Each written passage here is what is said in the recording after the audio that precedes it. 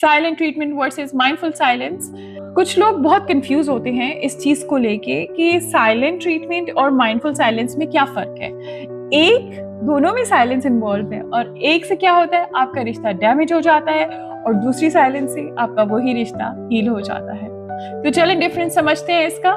Silent treatment जो है वो आपकी आपके लिए एक इमोशनल पनिशमेंट होती है, ठीक है। उसमें क्या होता है कि अगला बंदा आपको इग्नोर करने लगता है, आपसे नजर नहीं मिलाता, आपको अवॉइड करता है और आपको खामोशी की मार देता है। और इसकी वजह क्या होती है? इसकी वजह वो गुस्सा, कंट्रोल, मैनिपुलेशन ये हो सकती है। इसको डिजाइन किया जाता है कि आपको हर्ट कैसे किया जाए।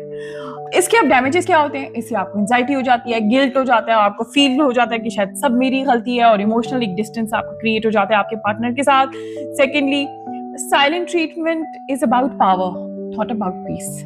माइंडफुल साइलेंस जो है ये बिल्कुल इसके बरअक्स है, यानी आप सोच समझ के कॉन्शियसली चॉइस करते हैं साइलेंट रहने के, then breathe in breathe out and अपने आप को बिल्कुल रिलैक्स करके और फिर आप अपने पार्टनर से बगैर किसी ड्रामा के, बगैर किसी ब्लेम के आप उनके साथ रिफ्लेक्ट करते हैं, बात करते हैं।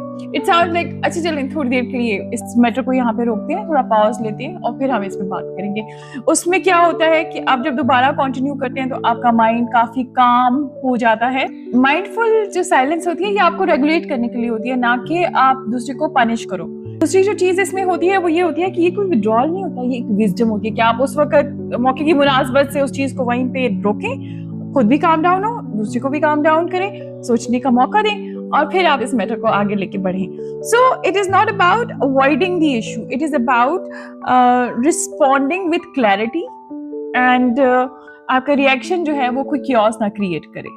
और ये साइलेंस जो है ये आपको हीलिंग की तरफ लेके जाती है, रिस्पेक्ट की तरफ लेके जाती है और एक डीपर कनेक्शन आपका आपके पार्टनर के साथ बनता है। साइलेंट ट्रीटमेंट में क्या होता है? पनिशमेंट होती है, आप दूसरे को हर्ट कर रहे होते हो, रिएक्टिव हो रहे होते हो, ब्लेम गेम्स चल रही होती है, कंट्रोल बेस्ड होते हो, डिस्कनेक्टेड होते हैं अपने पार्टनर से, बिल्कुल ही डिस्कनेक्ट हो जाते हो और किसी भी रेजोल्यूशन को आप अवॉइड करते हैं, ठीक। इसी तरह से माइंडफुलनेस में जो साइलेंस होती है वो क्या होती है? वो बिल्कुल इसके ऑपोजिट होती है। आप रिफ्लेक्टिव होते हो, आइदर रिएक्टिव के, अपने आप को प्रिपेयर कर रहे होते हो रेजोल्यूशन के लिए, कॉन्शियस बेस्ड होते हैं और अपने कनेक्शन को और स्ट्रॉन्ग बना देते हैं।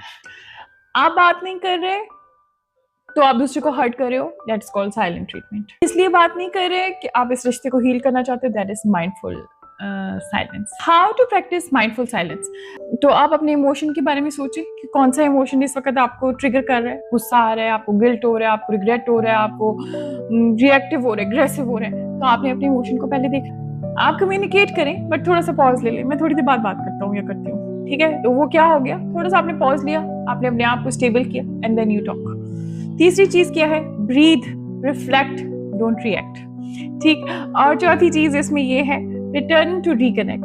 बजाय इसके कि आप अपने पार्टनर के साथ डिस्कनेक्ट हो, आप उनसे रिकनेक्ट हो, उनसे बात करें, कम्युनिकेट करें और उनके सामने अपना पॉइंट ऑफ व्यू रखें। माइंडफुल साइलेंस जो होती है वो आप और आपके पार्टनर दोनों के लिए गिफ्ट होती है। साइलेंस दीवार का काम भी करती है और एक ब्रिज का काम भी करती है।